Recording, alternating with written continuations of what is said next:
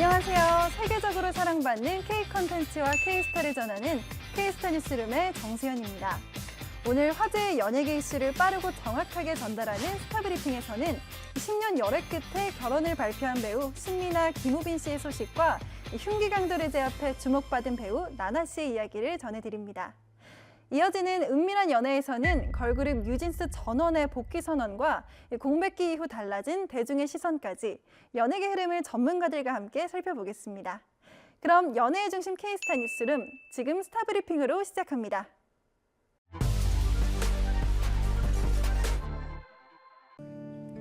신미나 씨와 김우빈 씨가 열애 10년 만에 결혼을 발표했습니다. 두 사람의 소속사에 따르면 결혼식은 다음 달 20일 서울 신라호텔에서 열립니다. 조용히 식을 올리고 싶다는 두 사람의 뜻에 따라 결혼식은 가족과 가까운 지인만 초대해서 비공개로 진행될 예정입니다. 김우빈 씨는 팬카페에 자필 편지를 올려 직접 소감을 전했습니다. 그는 오랜 시간 함께해온 연인인 그분과 가정을 이뤄 이제는 같이 걸어가 보려 한다고 밝혔습니다. 그러면서 우리가 걸어가는 길이 더욱 따뜻해질 수 있도록 여러분께서 응원해 주시면 감사하겠다고 덧붙였습니다. 5살 연상연하 커플인 두 사람은 지난 2015년 광고 촬영을 통해 만났고 이후 연인으로 발전했습니다. 당시 연인이 된 지 2개월 만에 이 소식이 보도됐고 이후 두 사람은 10년간 공개 연애를 이어왔는데요. 대중의 관심을 꾸준히 받아오며 데이트 목격담이 퍼질 때마다 화제가 되기도 했습니다. 두 사람의 러브스토리는 지난 2017년 김우빈 씨가 비인두암을 진단받고 활동을 중단한 이후 더욱 주목받았습니다. 힘든 시기를 함께 극복해 나가는 이 커플을 향해 대중의 응원이 쏟아졌습니다. 두 사람은 부부가 된 이후에도 배우로서 본업에 충실히 하며 팬들의 사랑에 보답하겠다는 각오를 전했습니다. 실제 두 사람 모두 결혼 준비를 하면서도 또 바쁘게 활동을 이어가고 있는데요. 김우빈 씨는 지난 10월 넷플릭스 드라마 다 이루어질진에 출연했고 TVN 예능 프로그램 콩콩팡팡에서 유쾌한 웃음을 선사했습니다.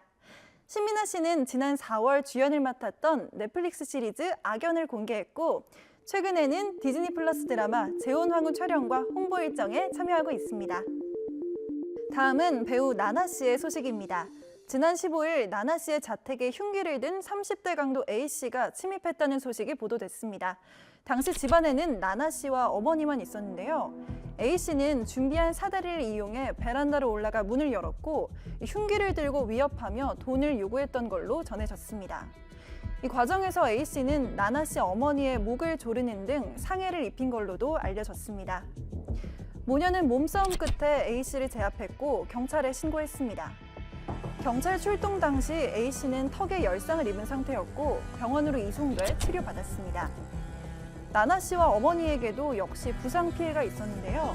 이 소속사는 나나 씨의 어머니가 당시 심각한 부상으로 의식을 잃는 상황이었고 나나 씨 역시 절대적인 안정이 필요하다고 설명했습니다.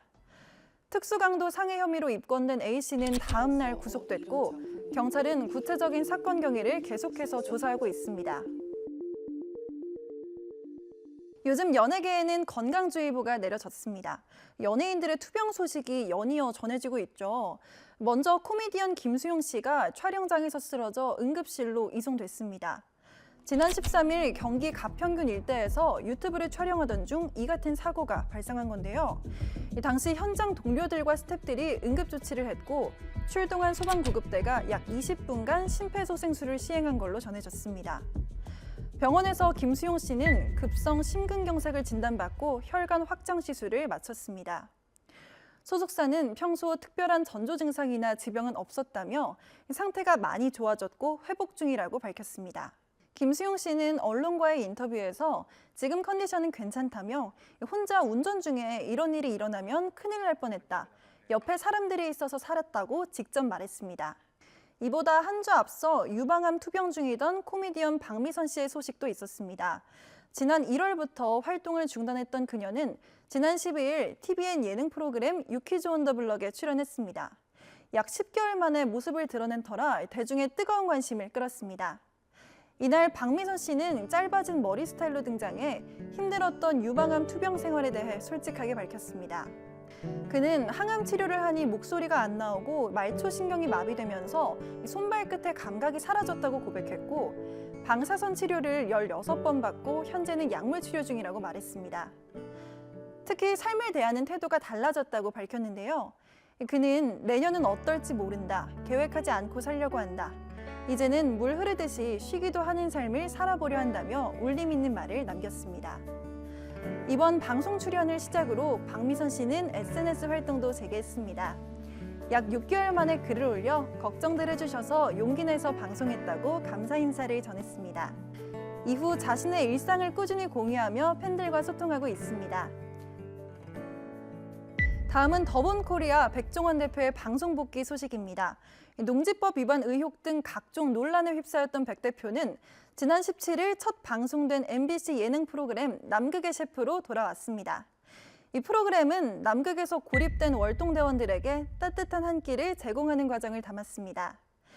지난 4월 첫 방송 예정이었지만 이 백 대표의 방송 활동 중단으로 공개가 한 차례 미뤄진 바 있습니다. 백 대표의 일부 의혹이 수사기관에서 무혐의 처분을 받았지만 남극의 셰프 첫 방송 이후 백 대표를 향한 부정적인 여론이 다시 불거지기도 했습니다.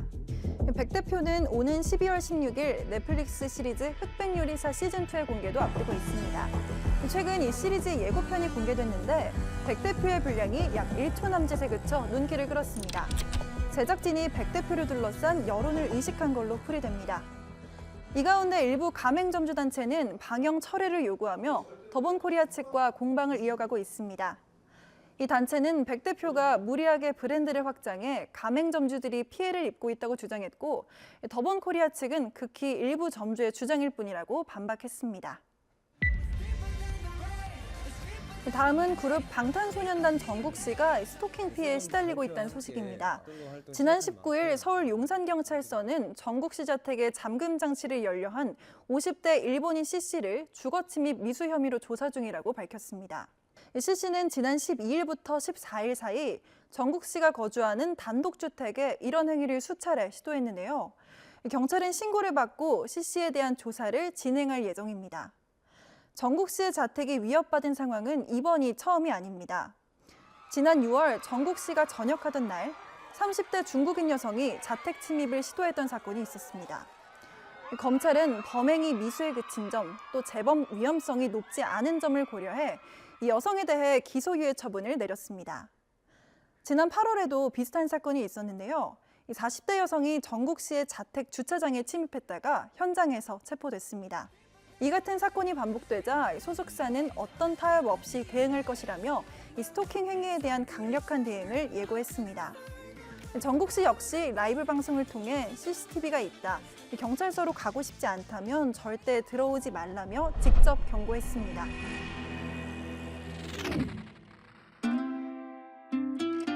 이번엔 가수 임영웅 씨의 반가운 소식입니다. 지난 10월 인천에서 포문을 연 임영웅 씨의 전국 투어 콘서트가 서울에서도 열렸습니다. 임영웅 씨의 전국 투어 I'm Here로 서울 공연이 11월 21일부터 23일 그리고 28일부터 30일까지 올림픽공원 K스포돔에서 진행됐습니다. 강력한 오프닝 무대를 시작으로 최근 발매한 정규 2집과 메가히트곡으로 세트 리스트를 구성했습니다. 특히 화려한 무대 연출이 눈에 띄었는데요. 이 3면 스크린과 풍성한 사운드, 그리고 안무팀의 파워풀한 안무가 공연을 더욱 풍성하게 만들었습니다. 공연장 밖에서도 기념 스탬프, 포토존 등 팬들이 즐길 만한 이벤트가 마련됐습니다. 서울 공연을 마친 임영웅 씨는 12월 광주로 향합니다. 내년 1월에는 대전에서 공연을 열고 다시 서울 팬들을 만났다가 부산에서 전국 투어를 이어갑니다. 마지막 순간까지 드라마와 연극 무대를 지킨 배우 이순재 씨가 향년 91세의 나이로 생을 마감했습니다. 지난 25일 새벽 이순재 씨가 세상을 떠나자 슬픔에 젖은 방송가는 애도를 이어갔습니다. 최근 결혼을 발표한 신민아와 김우빈 커플, 하지원과 박경림, 김영철과 장용 등 수많은 스타들이 고인을 추모했습니다. 정부는 이날 고인의 금관 문화훈장을 추서했습니다. 1934년 함경북도 회령에서 태어나 1956년 연극 지평선 너머로 데뷔한 고인은 1965년 TBC 1기 전속 배우가 되며 본격적인 브라운관 시대를 열었습니다. 배우는 딴따라가 아닌 예술가라는 신념으로 TV와 스크린, 연극 무대를 종횡무진 누볐습니다. 연기라는 것은 끝이 없어요. 예. 자기가 한 연기가 어느 정도 인기를 얻고 평가를 받을 수는 있지만 그게 다는 아니다는 얘기야. 그 뒤에 더 숨은 경지가 있고 더 높은 경지가 있다는 걸 알아보고 개발을 해야 될 텐데 거기 취하다 보면 거기서 끝나버리고 마는 거예요. 그래서 지금 남아있는 이 80대 배우들은 항상 자기 자신에 대해서 부족함을 느끼고 뭔가 불만을 가지고 뭔가 더 보완하겠다고 노력하는 사람들이 정말 남아있는 거예요. 지난해 말부터 건강 이상설이 불거졌지만 연극 고도를 기다리며를 기다리며와 KBS ETV 드라마 개소리에 출연하며 마지막 연기혼을 불태웠습니다. 이후 재활을 병행한 걸로 알려졌지만 끝내 회복하지 못했습니다.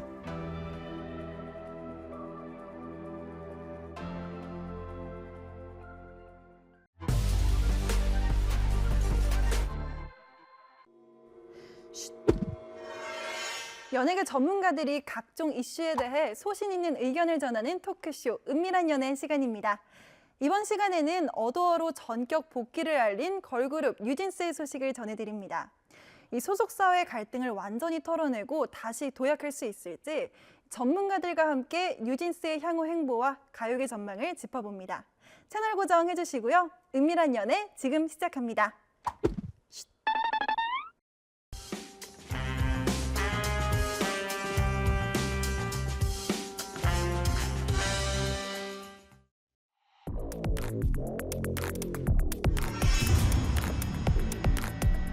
연예계에 숨겨진 은밀한 이야기, 연예계 흥미로운 소식들만 쏙쏙 뽑아서 속 시원한 수다와 정확한 팩트 체크로 풀어드리는 연예 토크쇼 은밀한 연애 바로 시작합니다.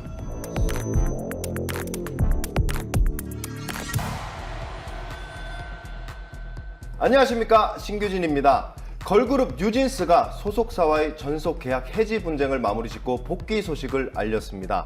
5인 전원 복귀에 완전체 뉴진스의 음악을 다시 듣게 됐다며 팬들은 환영의 목소리를 내고 있지만 1년에 걸친 전속 계약 해지 분쟁으로 공백기를 거치며 차가워진 대중의 시선 등 넘어야 할 산이 아직도 많은 것 같습니다. 오늘 은밀한 연애 전문가분들과 함께 뉴진스 사태가 K-팝에 던진 과제는 무엇인지 함께 알아보도록 하겠습니다. 먼저 안지선 기자부터 시청자분들께 인사 부탁드리겠습니다. 네, 안녕하세요. 저는 자칭 타칭 츤드레 기자 안지선입니다. 오늘 규진스와 함께 네, 너무 빵 터지셨는데 규진스와 함께 오늘 뉴진스의 이야기를 자세히 살펴보도록 하겠습니다. 아, 감사합니다. 지선스. 감사합니다. 네, 다음은 곽현수 기자님. 네, 안녕하세요. YTN스타 곽현수 기자입니다. 이번에 뉴진스가 완전체로 다시 복귀한다는 소식이 들려왔는데요. 아무래도 1년 동안 있었던 일이다 보니까 네. 좀 많이 복잡합니다. 맞아요. 그 부분 알기 쉽게 전달할 수 있도록 열심히 해보겠습니다. 감사합니다. 맞습니다. 오늘 머리도 좀 달라진 것 같아요. 네, 전문가에게 맡겨드려야지. 뭐든지 전문가의 손길을 빌려야 된다는 것을. 그럼 그 병 7만 원은 이제 버려진 건가요? 아니요, 그래도 열심히 집에다가 갖다 놓고 열심히. 연구 중인 걸로. 네. 저는 연애보다는 연예에 더 관심 있는 연애 전문가 아나운서 정재희입니다. 저도 오늘 뭐 뉴진스 제6의 멤버로 네. 자신 있게 하세요. 자신 있게. 제6의 멤버처럼 열심히 한번 파헤쳐 보겠습니다. 네, 자신이 많이 없어지네요. 유괴 멤버로 활동하시면 이제 활동명은 이제 제리로 되시는 거죠? 네네네, 제리스. 제리 씨. 네. 제리스. 지금 요거를 보고 계신 분들이 좀 많이 계십니다. 네. 현직 연예부 기자들로 구성된 저희 은밀한 댓글 기자단도 지금 보고 계시니까 네. 지금 방금 우리 정재희 아나운서가 한 얘기가 좀 무슨 얘기야 하시는 분들은 이렇게 댓글로 여기는 조금만 약하게 써주시면 여기는 좋을 것 같은데. XX라고. 보이시나 봐요. 그럼요. 여기 칭찬 댓글도 있고, 다행이다. 어울린다, 이거만 뭐 먹어야지. 이런 여러 가지 좋은 멘트도 많은 것 같은데, 저희한테 피가 되고 살이 되는 은밀한 댓글 적극적으로 달아주시길 바라겠습니다. 민희진 전 대표의 복귀 등을 요구하며 소속사인 어도에 최후 통첩을 보낸 그룹 뉴진스가 지금의 어도 분들께서 저희와 소통이 부족했다라는 말씀을 주셨는데 산이가 밝힌 이다돌림 논란이 근로기준법상의 직장 내 괴롭힘에 해당하는지 질의가 이어질 전망인데요. 저희를 싫어한다는 생각이 드는 이유가 그날 법원 선고에 불복 의사를 밝힌 뉴진스 멤버 전원이 며칠 전에 소속사 복귀로 방향을 틀었습니다. 뉴진스 하면 사실 르세라핌, 아이브, 에스파 등 일명 4세대 걸그룹 대표 주자로 손꼽혔는데 유명한 히트곡도 굉장히 많지 않습니까? 네, 맞아요. 네, 우리 정재희 아나운서는 뉴진스 음악 중에 좀 좋아하는 음악이 있을까요?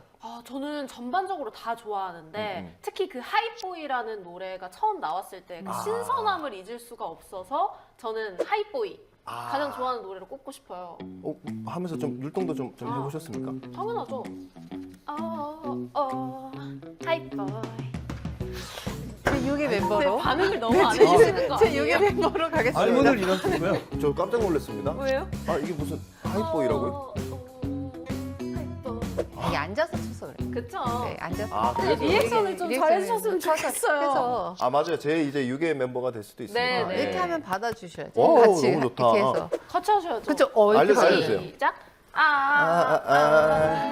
하이보이, 하이보이. 잘한다. 모르겠습니다. 실의 멤버가 하셔야겠는데? 멤버. 혼성인가요? 댓글이 뉴진스는 폭발 중입니다. 죄송합니다. 댓글단 좀 멈춰주시기 네, 바랍니다. 댓글이 폭발 조금만 중입니다. 침착하게. 이제 안 하겠습니다. 근데 뉴진스는 글로벌 오디션을 통해 선발된 5인조 그룹이죠. 2022년 7월 싱글 어텐션을 발표하면서 혜성처럼 등장을 했습니다. 이 티저 없이 뮤직비디오를 먼저 공개하는 정말 파격적인 방식, 그리고 데뷔 초반부터 각종 음악방송 1위를 석권하면서 주목을 받았는데요. 2023 미국 빌보드 뮤직 어워드 톱 글로벌 K-팝 아티스트 수상 등 글로벌 성과를 이어가면서 빠른 시간에 대세 걸그룹으로 부상했습니다. 뉴진스 음악이 특별한 이유는 두 가지로 정리할 수 있습니다. 네.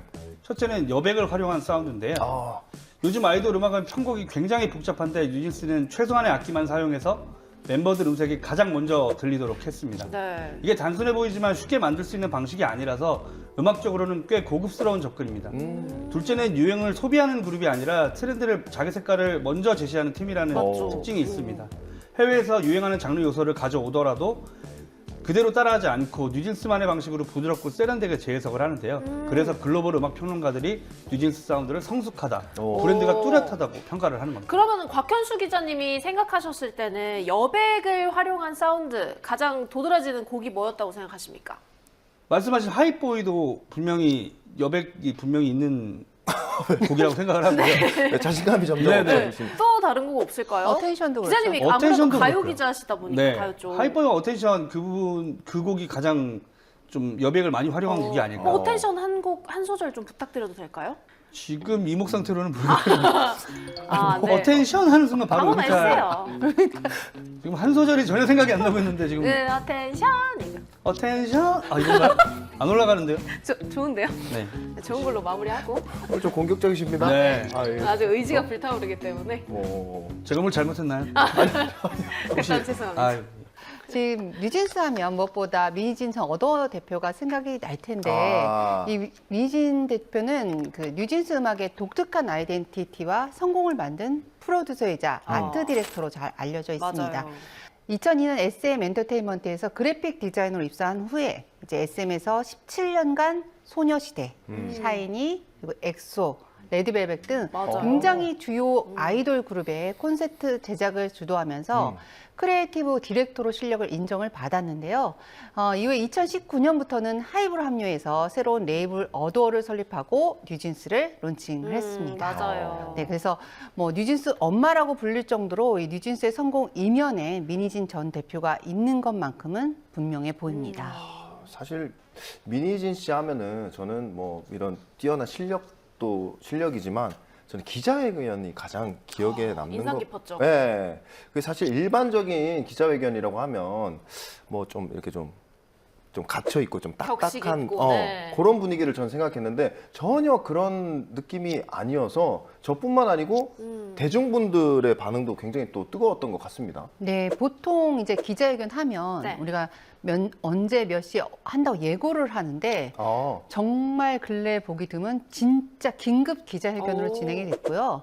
정말 날 것 그대로 생중계하면서 대중의 반응도 뜨거웠는데요. 이 어도 대표였던 민희진 씨는 기자회견에서 하이브와의 경영권 분쟁을 비롯해서 뉴진스의 데뷔 과정에서 지원이 부족했다. 그리고 콘셉트나 브랜딩 아이디어의 복제를 뭐 논란 등 이런 것들을 굉장히 많이 이야기를 했고요. 또 레이블 개성에 대한 통제 문제 등 여러 갈등을 직접 제기해서 큰 주목을 받았습니다.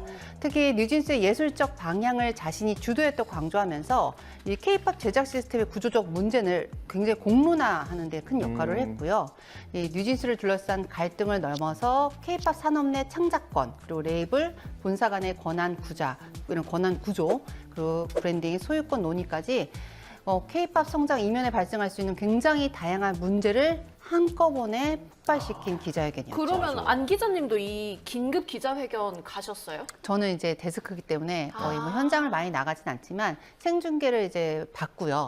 그리고 사실 생중계를 보면서 가장 놀라웠던 지점은 너무 길었다는 점. 거의 한 2-3시간 네. 하셨잖아요. 2시간 넘고. 네, 그래서 맞아요. 사실 모든 국내 기자회견들이 1시간 이내로 끝나거든요. 그래서 저도 보다가 깜짝 놀랐죠. 그럼 현장에 나가셨던 기자분들은 뭐 식사하시다가 갑자기 달려가시고 이런 상황이었던 거예요? 그렇죠. 저희도 영상 카메라부터 해서 다 이제 한꺼번에 막 갑자기 다른 일정을 취소하고 달려갔죠.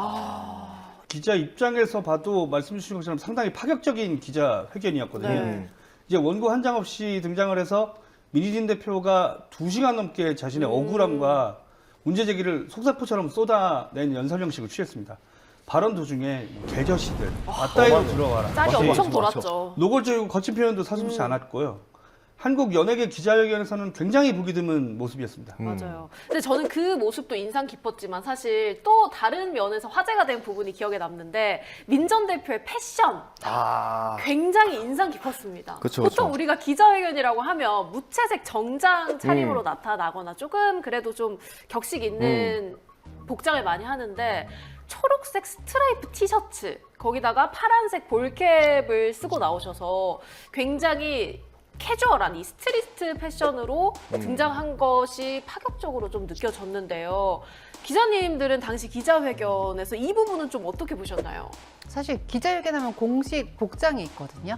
특히 이렇게 논란이 되거나 이렇게 좀 어두운 이야기를 할 때는 거의 다 검은 정장을 입고 나오거나 네. 이렇게 정장이나 이렇게 좀 대외적으로 좀 얌전한 의상을 많이 입고 나오는데 정말 파격적인 의상이었고 저는 사실 그 의상에서 자체에서 느껴지는 게 굉장히 이 자신감이 있다. 맞아요. 이 자아가 강하다라는 생각이 들었고 이 의상보다는 이 말에 굉장히 파급력이 있었잖아요. 또 그런 측면에서 봤을 때 굉장히 본인 스스로에 대한 자신감과 그다음에 이 내가 말하는 것에 대해서 정말 사실이다라고 이야기하고 싶었던 반증이 아니었을까 싶습니다. 그리고 이 옷들이 실제로 품절 대란이 났어요. 이 스트레이프 티셔츠가 품절 대란의 유행까지 이끌었던 그럼요. 모자도, 그런 파격적인. 네. 그 기자회견이 있고 나서는 저희 개그맨들은 네, 맞아요. 굉장히 좋아했습니다. 왜요? 엄청난 밈이 탄생했었고 그렇죠.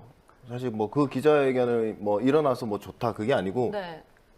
사실 이 대한민국에 그렇게 한 획을 그을 정도의 그런 맞죠. 파격적인 기자회견은 거의 처음이었기 때문에 그래서 그거를 따라한 개그맨 분들도 많고 그리고 또 패러디한 다른 뭐 이런 컨텐츠들이 굉장히 많이 나왔기 때문에 뭐 한편으로는 감사하다는 생각도 저는 따라하진 개그맨 않았지만 입장에서. 네, 네. 개그맨 입장에서는 뭐 그렇게 볼 수도 있겠네요. 네. 근데 뭐 저의 생각은 이렇지만 또 지켜보고 계신 우리 은밀한 기자단의 의견도 굉장히 궁금합니다. 뭐 생각나시는 대로 바로바로 부탁드리겠습니다. 여러분이 알고 있는 연예계 은밀한 이야기. 혹시 어디선가 들은 믿기 힘든 제보, 은밀한 연예가 대신 확인해 드립니다. 익명 보장, 사실 확인 철저! 지금 바로 화면 아래 제보창으로 보내주십시오.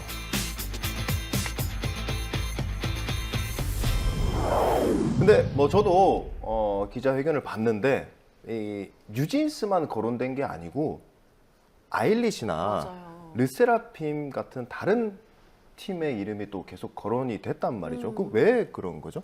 네. 민희진 전 대표가 기자회견에서 아일리과 르세라핌을 언급한 데는 분명한 이유가 있습니다. 민 전 대표는 하이브 내부에 자신이 원치 않는 비교 구도가 형성되어 있었고 네. 뉴진스보다 다른 팀이 더 우선적으로 지원받았다고 주장을 했습니다. 그래서 르세라핌의 선 데뷔 과정과 아일리 론칭 과정이 대표적인 사례로 언급이 된 거죠. 또 민 전 대표는 아일리시 헤어, 의상, 안무, 사진, 영상 등 연예 활동 전반에서 뉴진스를 모방했다고 주장을 했습니다. 다만 이 주장이 법원에서 모두 입증되고 인정된 것은 아닙니다. 그럼 이건 진짜 주장일 뿐이네요. 네, 네. 그렇습니다. 결론적으로 이 민희진 전 대표의 표절 의혹 제기는 이 뉴진스의 독창성 및 기획 보호 차원과 함께 이 하이브의 경영권 갈등 속에서 상대를 굉장히 압박하고 내부 문제를 밖으로 이게 부각시키려는 전략적인 의도가 복합적으로 작용한 결과로 좀 볼 수 있는데요.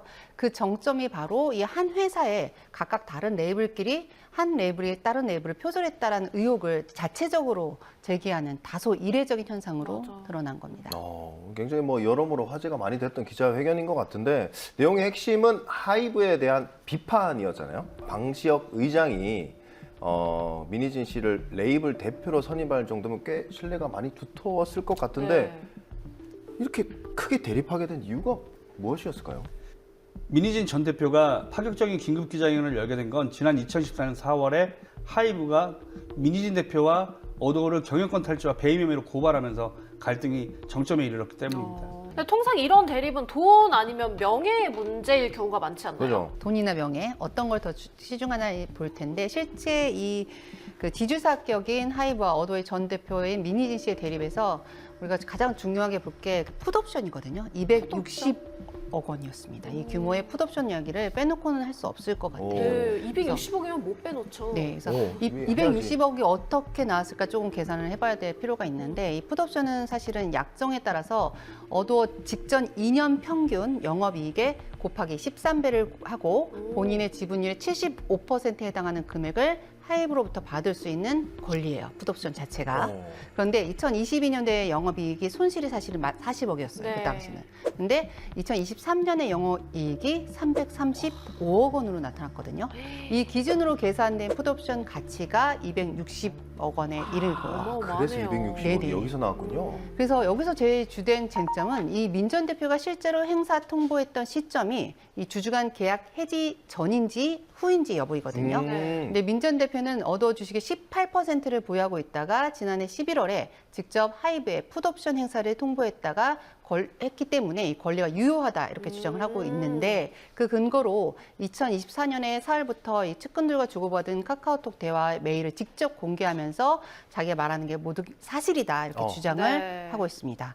반면 하이브 측은 민희진 전 대표가 뉴진스 빼가기 등의 사유로 회사에 손해를 끼쳐서 작년 7월 그러니까 11월이 아닌 7월에 이미 주주 간의 계약을 해지했고 계약 해지로 풋옵션 권리도 소멸됐다고 반박을 하고 있습니다. 복잡하네요. 전혀 다른 상황이죠. 네. 야, 역시 돈이 들어가니까. 너무 복잡해요. 돈은 복잡하죠. 규진 씨는 260억 있으면 뭐 할 것 같아요? 얼마요? 260억이요. 한 번도 상상해보지 못할 금액. 상상해보지 못하는 액수잖아요. 260억이면 막 그 마트 같은 데 가면 마트? 마트? 예. 아니 어렸을 때 네. 마트 같은 데 가면 이렇게 판도부나 이런 거 있는 거 보면 어릴 때 막 눌러보고 싶은데 엄마가 누르면 그거 사야 된다고 누르지 말라 그러잖아요. 그런 걸 다 한번 그냥 누르고 다니고 싶어요. 260억이 있으면 판도를 누르고 싶어요. 아니 왜냐면 260억의 판도부 너무 누르기. 귀여운데요? 그런 거를 어렸을 때부터 못 해왔기 때문에 네. 그런 거를 이렇게 260억이면 그 정도는 해도 되는 금액이고 그리고 전 260억 이런 질문을 처음 받아봤기 어머. 때문에 생각을 해본 적이 없어서 그냥 막 튀어나온 것 같아요. 사실 260억. 저 같으면 집 살 것 같은데. 현수 기자님은? 저도 집을 살 것 같은데 집이나 차 이런 것들. 아마 전 세계에 대한민국에서는 여쭤봐도 네. 판두부 누르기는 아마 규진 씨가 유일하지 않을까. 그러니까요. 저도 그건 260억이 없어도 할 수 있을 것 같긴 한데. 저희가 좀 지금이라도 충분히 가능하지 않나요? 아니 어렸을 때 못 해본 게 저도 모르게 이렇게 저희 나왔나 봐요. 꼭 그 CG로 판두부 이렇게 좀 해서 네, 꼭 네. 해주세요. 소원 소원 좀 성취. 이루시게. 예, 뭐 판도부든 뭐 일단 뭐 집이든 차든 일단 260억을 고민해요. 벌기 위해서 저는 은밀한 연애 열심히 한번 진행해 보도록 하겠습니다. 이어서 말씀드리면 뉴진스가 워낙 인기 있는 그룹이어서 더욱 주목을 받는 것도 있는데 뉴진스 이전에 전속 계약 분쟁에 휘말렸던 비슷한 사례도 또 있나요? 네, 데자뷰 사건이라고 많이들 언급을 하는데요. 지난 2023년에 걸그룹 피프티 아마 기억하실 거예요. 예, 예, 예. 이 소속사인 어트랙트와 외부 프로듀싱 팀인 더 기버스 간의 갈등이 멤버들과의 소속사 간의 전속 계약 분쟁으로까지 좀 번졌었죠. 맞아요. 이 멤버들은 정산 문제 그리고 건강 관리 미흡 그다음에 스케줄 강행 등을 문제로 삼으면서 계약 해지를 요구했었고요. 소속사인 그 어트랙트는 외부 세력이 멤버를 빼내기, 우리가 소위 말하는 템퍼링을 시도했다고 주장하면서 전 멤버 3인과 이 관련자들 그리고 워너뮤직 코리아가 관련이 돼 있다면서 그쪽 전 임원을 상대로 각각 130억, 200억 원대의 소송을 네. 진행 중에 있습니다. 이 과정에서 키나 씨는 자진 복귀를 했고요. 그리고 현재 소속사는 5인 체제로 팀을 재편성해서 활동을 이어가고 있는데요.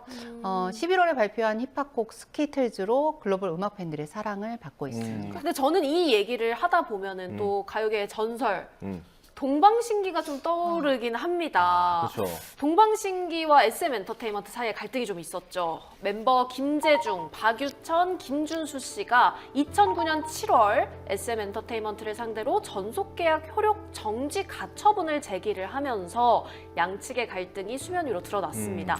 당시 13년에 이르는 과도한 계약 기간, 그리고 불공정한 수익 배분을 문제 삼았는데요.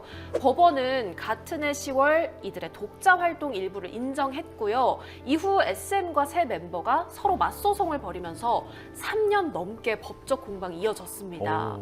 결국 2012년 조정 합의로 모든 계약이 2009년 7월 31일자로 종료가 되면서 분쟁이 마무리됐습니다. 이 사건은 연예계 장기 전속 계약 문제를 사회적으로 환기시키는 대표 사례가 됐던 것 같습니다. 뭐 이런 계약상의 갈등을 넘어서 소속사로부터 사기를 당했다고 고백한 스타들도 있었는데 오, 사기? 제가 정말 좋아하는 그룹 터보. 우리 곽현수 기자님 기억하십니까? 네, 이 터보 활동 당시에 김종국 씨는 단순히 뭐 정산 문제 정도가 아니라 네. 소속사와 이제 매니저에게 실질적인 피해를 입은 사례로 꼽히는데요. 이제 살인적인 스케줄과 또 정산 문제, 소속사 관계자들과의 갈등 등으로 인해서 멤버들이 극심한 스트레스를 받았다는 증언이 이어졌습니다. 특히 김종국 씨는 과거 한 방송에서 소속사 문제 때문에 6개월 가까이 도피 생활을 했다고 말한 적도 있는데요. 생활. 실제로 업계에서는 당시 터보가 여러 외부 문제가 복합적으로 겹쳐서 결국 팀이 해체된 것으로 보고 있습니다. 최근에는 김종국 씨가 한 방송에서 수십억 원의 투자 사기 피해를 당했다고 고백을 한 적이 있는데요. 지인이 재테크를 권유해 큰 돈을 넣었지만 결국 사기로 드러났고 그 일을 겪은 뒤에는 내가 벌어서 만든 돈이 아니면 관심을 끊자고 마음을 굳혔다고 합니다. 아, 맞죠. 근데 이런 일이 비단 과거에만 있었던 건 아닌데요. 최근 가수 성시경 씨와 10년 넘게 함께한 매니저가 공연 티켓과 정산금을 빼돌리고 부당이득을 챙긴 사실이 드러나면서 충격을 안겨줬습니다. 피해액은 수억 원대로 추정된다고 합니다. 와, 정말 뭐 믿는 도끼에 발등 찍힌다는 말이 맞죠. 이런 일을 두고 하는 말인 것 같은데 우리 안지선 기자님 또 다른 사례가 또 있다고요? 네, 뭐 이런 사기뿐만 아니라 매니저에게 뭐 강금 폭행까지 당했다라고 강금? 주장했던 스타도 있습니다. 바로 1990년대 천재 전자 바이올리니스트로 유명세를 탄 유진박 씨 이야기인데요. 유진박 씨 아시나요? 저 처음 누구세요? 가수 아, 진짜 모르세요? 유진박이 누구세요? 몇 년도에 활동하시죠? 90년대. 제가 99년생이어가지고. 모를 수 있어요. 되게 유명하신 분이셨나 봐요. 엄청나게. 진짜 네. 어떤 분이셨는지 설명 좀 해주세요. 당시에 그 당대 가장 큰 홀에서 공연을 했을 정도로 큰 그리고 아, 국가 진짜요? 행사에서도 굉장히 많이 맞아, 천재 맞아. 바이올리니스트로서 근데 어떤 문제가 있었던 거예요? 감금이 무슨 얘기예요? 좀 얘기를 좀 이어가자 보면 네. 심신이 좀 쇠약해진 상태에서 매니저부터 폭행과 감금, 착취를 당한 것은 물론 사기, 횡령, 이 피해자로 알려져서 충격을 안겼었죠. 제가 알기로는 어디 무슨 곱창집 같은 데서도 이렇게 바이올린을 켜주는 모습을 제가 본 것 같거든요. 네, 그 2013년도에 곱창집에서 연주하는 영상까지 퍼지면서 굉장히 대중들이 충격을 그죠? 받았었거든요. 그 논란이 좀 확산이 되면서 이 당사자는 좀 흥에 겨워서 자기가 연주한 걸 해명을 했지만, 있잖아요. 네, 근데 세계 천재가 왜 저런 곳에서 공연하냐면 안타까움이 굉장히 이어졌었죠. 근데 그리고 이거는 팩트 체크가 된 건가요? 본인이 흥에 겨워서 한 게 아니에요? 본인이 흥에 겨워서 했다라고 주장을 했는데 네. 그게 뭐 어떤 거에서 나왔는지는 확인이 안 됐죠. 그래서 그렇네요. 예, 다만 이제 과거 감금 폭행당했다는 유진박 씨의 주장이 경찰 수사로까지 이어졌었는데 최종적으로는 무혐의로 종결이 됐고요. 2019년에는 서울시 장애인 인권센터에서 네. 유진박 씨가 제기한 게 아니라 이 장애인 인권센터에서 유진박 씨를 대신해서 매니저 김 씨를 사기 횡령, 업무상의 배임 혐의로 고발을 했었죠. 사실 제가 과거에 유진박 씨를 만나서 인터뷰를 한 적이 있거든요. 근데 그때도 이렇게 옆에서 주위에 좀 도움이 필요한 상태였고 약물 치료도 받고 있었고 주기적으로 운동을 해야 되고 그렇기 때문에 조금 더 주위에 더 좋은 분들이 많이 있었으면 하는 네. 바람이 지금도 있고요. 그래서 최근에 좀 어떻게 지내는지 저도 이제 조사를 했었는데 현재는 어머니가 굉장히 인연이 깊었던 제천의 떡갈비 식당에서 지내면서 이 과거의 아픔을 좀 치유해 가고 있다고 합니다. 그래서 조금은 안심이 되는데 다시 이 천재 음악가로 더 큰 무대에서 공연하는 모습을 볼 수 있었으면 좋겠습니다. 말만 들어도 너무 안타까운 것 같습니다. 하지만 뭐 매니저와 아티스트 관계가 전부 이런 건 아니고 아주 극히 일부라는 걸 말씀드리고 싶고요. 그죠. 그럼 이제 또 신규진님께도 물어봐야 될 것 같아요. 뭐 소속사와의 관계는 좋은지 뭐 어떠세요? 저는 사실 지금 소속사와 계약하기 전에도 네. 소속사에서 모르겠어요. 왜 그랬는지 모르겠는데 거의 한 2년 가까이를 무상으로 일을 봐주셨어요. 진짜요? 네. 인덕이 엄청 있으시네요. 그러니까요. 약간 그런 것도 있는 것 같고 규진 씨가 보물인 걸 알아보셨나 봐요. 어머. 약간 사람 보는 눈이 있는 것 같긴 하더라고요. 그러니까 소속사하고 사실은 이렇게 스타의 관계가 나쁠 수도 있지만 굉장히 좋은 관계도 많고 맞아요. 스타들이 굉장히 잘하는 경우도 굉장히 많이 있기 때문에 이 단편적인 사례로 소속사와 이런 스타의 관계를 보면 안 될 것 같고요. 그리고 굉장히 많은 긴 시간을 이어가면서 전속 계약을 또 연장하면서 의리를 지키는 스타들도 굉장히 많이 있고요. 그래요, 규진 씨. 네. 저희가 잘해야 돼요.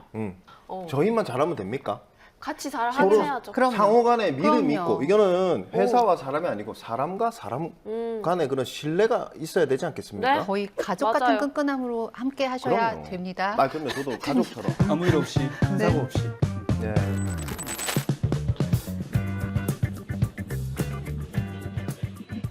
야, 어디가? 유진 씨의 하이포예요.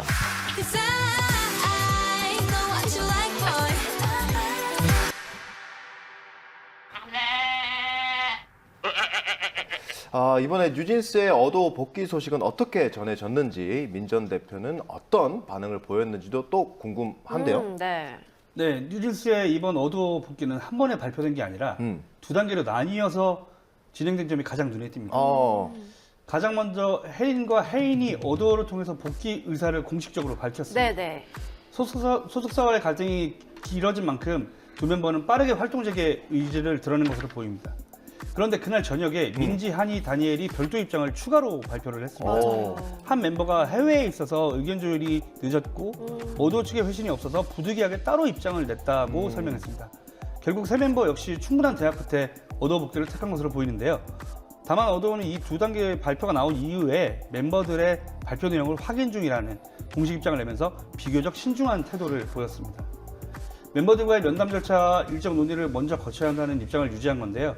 정리하면 뉴진스는 2명 선발표, 3명 추가 발표, 어도의 사실 확인 절차라는 흐름으로 복귀가 공식화됐습니다. 이것도 되게 이례적인 일 같아요. 보통 확인을 하고 공식 입장을 내기 마련인데. 이게 사실은 무엇보다 지난 10월 30일에 어도가 뉴진스를 상대로 한 전속계약 유효 확인 소송에서 재판부가 이 뉴진스의 손이 아닌 어도의 손을 들어줬는데 네. 당시 재판부가 이런 이야기를 했어요. 전속계약을 유지해야 한다면서 어도의 손을 들어준 가장 큰 이제 변곡점이 된 거거든요, 이게. 네. 근데 당시에 법원이 연예인이 전폭적인 지원을 받아서 충분한 인지도와 팬덤을 쌓은 후에 이 회사 경영 결정권을 행사하고 그러한 결정이 받아들여지지 않자 전속계약의 효력을 부정한다면 정당한 사유 없이 전속계약에서 쉽게 벗어나는 것을 인정하게 된다, 이렇게 판시했거든요. 네. 결국에는 법조계에서 이번 판결을 두고 업계의 고질적인 문제로 지적되어 온 템퍼링에 대해서 네. 이 제동을 걸었다. 법원이 제동을 걸었다, 이렇게 해석하고 있습니다. 이 재판부가 이번 판결에서 가장 중요하게 본 부분은 민희진 전 대표와 측근들이 나눈 카카오톡 대화였다고 합니다. 판결문에 따르면 민 전 대표는 여론전과 소송 시점을 사전에 논의했고 뉴진스 부모들을 전면에 내세워서 여론을 만들 방안까지 구체적으로 이야기한 정황이 드러났다고 하는데요. 재판부는 이 카카오톡 대화가 어도 독립을 위한 계획적인 움직임을 보여주는 핵심 증거라고 판단을 했습니다. 네, 이번 사태를 통해 드러난 민희진, 뉴진스 관계의 본질은 무엇이라고 정리를 할 수 있을까요? 하이브와의 갈등과는 별개로 뉴진스 멤버들과 민 전 대표의 사이는 여전히 돈독한 것 같습니다. 뉴진스는 하이브에서 독립을 선언한 뒤에 NJG라는 별도의 이름으로 활동을 시도했지만 결국 불발됐는데요. 이후 멤버들은 법적 분쟁과 소속사 갈등 속에서도 민 전 대표의 복귀를 강하게 요청했고요. 해임 이후에도 그를 다시 돌아오게 해달라는 의사를 계속 밝혀왔습니다. 민희진 전 대표와 뉴진스의 관계는 단순한 제작자와 아티스트 사이를 넘어서 사실상 정서적 공동체에 가까웠다고 볼 수 있을 것 같습니다. 민 전 대표가 스스로 뉴진스 마음을 자처할 정도로 감정적 유대와 서사를 꾸준히 강조를 해왔는데요. 그런데 이런 구조가 갈등 국면에서 들어서자 문제로 드러났습니다. 법원 판단에서도 뉴진스 부모를 앞세워서 여론전, 소송 전략을 논의한 정황이 포착됐고 이는 정서적 유대가 실제로는 권한 비대칭 아래 운영된 관계였다는 점을 보여준다고 생각합니다. 겉으로는 가족 같은 결속처럼 보였지만 실질적으로는 한 명의 강한 창작자와 미성년 아이돌이 깊게 얽힌 불균형한 정서 공동체라는 지적이 나옵니다. 뉴진스 음악을 총괄했던 민희진 전 어도어 대표가 없는 상황에서 기존과 다른 느낌의 그룹으로 변신할 것으로 예상이 되는데요. 과연 민희진 없는 뉴진스의 미래 어떻게 그려질지 다음 주에 더 심도 깊은 이야기로 돌아오도록 하겠습니다. 조금만 기다려 주세요. 근데 이게 민희진이 없이 뉴진스가 될 수 있을지 저는 이게 좀 궁금해요. 왜냐면 사실 FX도 성공한 이유가 민희진 씨가 굉장히 잘 이 이미지를 했기 때문에. 당시 FX도 굉장히 다른 걸그룹들과는 결이 다른 아트 디렉터로서 굉장히 큰 역할을 했었기 때문에 사실은 뉴진스의 미래에 봄이 올까 이런 질문을 한다면 민희진 전 대표를 얼마나 잘 지울 수 있을까? 오히려 네. 지워야 된다. 그럼 전혀 다른 색깔로 나가야 되는 거예요? 전혀 다른 색깔보다는 이제 뉴진스만의 그런 색이 생겼기 때문에 그 색을 어떻게 확고히 잘 이어나갈 것인지에 대한 고민이 있는데 그게 민희진 전 대표의 영향력이라고 했었잖아요. 네네. 우리가 그거를 완전히 지울 수는 없겠지만 그러니까 민희진 전 대표 없이도 우리가 어떻게 할 수 있는지. 근데 아까 살짝 제가 뭐 이야기 우리 후토크로도 뒤에서 얘기했었지만 민희진 전 대표의 혼자만 한 거는 아니거든요. 맞아요. 그렇죠. 예, 모든 많은 우리가 아이디어가 지금 뭐 회사를 다니고 우리도 같이 협업하면서 방송을 네. 하고 있지만 이게 지금 한 사람의 역할로 이렇게 될 수는 없는 거거든요. 많은 이들의 노력과 이렇게 겹쳐진 거니까요. 그래서 잘 되지 않을까 싶습니다.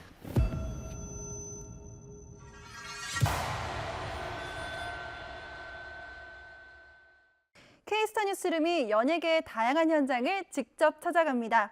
이번에 향한 곳은 넷플릭스 시리즈 베일드 뮤지션 제작 발표회 현장입니다.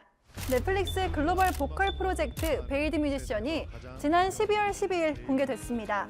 이 프로그램은 아시아 9개국에서 동시에 진행되는 초대형 오디션으로 모든 참가자가 베일드에 숨어 오직 목소리로만 경쟁한다는 점이 큰 특징인데요. 한국 편을 시작으로 일본과 중국, 태국, 베트남과 필리핀, 몽골, 라오스와 인도네시아까지 순차적으로 공개되며 각국의 탑3는 내년 1월 열리는 베일드컵에서 보컬 국가 대항전을 펼칠 예정입니다. 에일리 씨와 신용재 씨의 유쾌한 포즈 대결부터 냉철하면서도 따뜻한 심사 기준, 참가자들이 향한 진심 어린 응원까지 현장은 다채로운 분위기가 이어졌습니다. 국적, 외모, 성별 모든 것과 관계없이 모두에게 너무 공평한 기회가 주어지는 음악을 사랑하는 사람이라면 모두 공평한 기회를 받을 수 있는 그런 너무 좋은 취지의 프로그램이라는 생각이 들고요.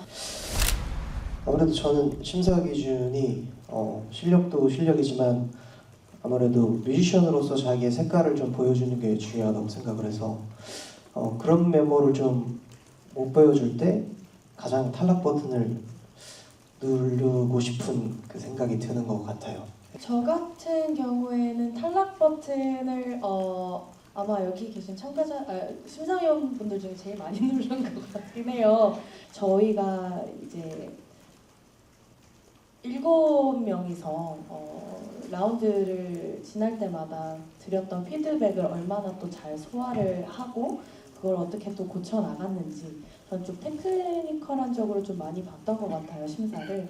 그래서 저희가 말씀드렸던 피드백이 계속 뭐 반영이 안 된다던가 뭐 그런 식으로 뭔가 이 참가자분은 더 이상 좋은 무대, 이 이상 더 보여줄 수 있는 무대가 없을 것 같다라고 판단했을 때 탈락 버튼을 눌렀던 것 같습니다. 캐스팅 제안 받았을 때는 이 사람들이 지금 괜찮은가? 아니 저를 이렇게 그런 진행을 맡긴다는 게 정말 다시 한번 잘 한번 생각을 해보셔야 되지 않나 이 생각을 했지만 그럼에도 불구하고 저를 이제 캐스팅 제안을 준 거에 대해서 너무 감사하고 잘했는지 못했는지 평가는 저기 나중에 이제 넷플릭스에서 보신 다음에 댓글로 써주시고 혹시나 진지하게 더 궁금한 게 있다면 저기 홍희 PD님한테 따로 연락을 하셔가지고 못하고 잘하고를 이제 붙이고 탈락시키는 오디션 프로그램이 아니에요. 정말 이 중에서 누가 정말 아시아를 대표할 수 있는 사람이 될 수 있는가를 뽑는 거라서 우리 참가자분들을 우선적으로 가장 많이 응원해 주시고 격려를 많이 해주셨으면 하는 마음이 가장 크고요. 그리고 저희 심사위원분들께서 이제 또 따끔한 충고 같은 것도 할 때 너무 미워하지 말아달라는 말 개인적으로 많이 어필하고 싶습니다. 네.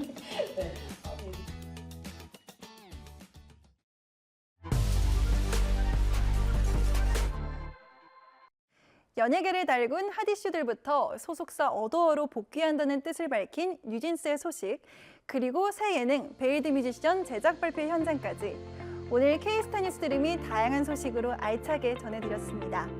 다음 주에도 여러분이 가장 궁금해하실 연예 뉴스와 생생한 비하인드 스토리로 찾아뵙겠습니다. 지금까지 K스타 뉴스 드림이었습니다. 감사합니다.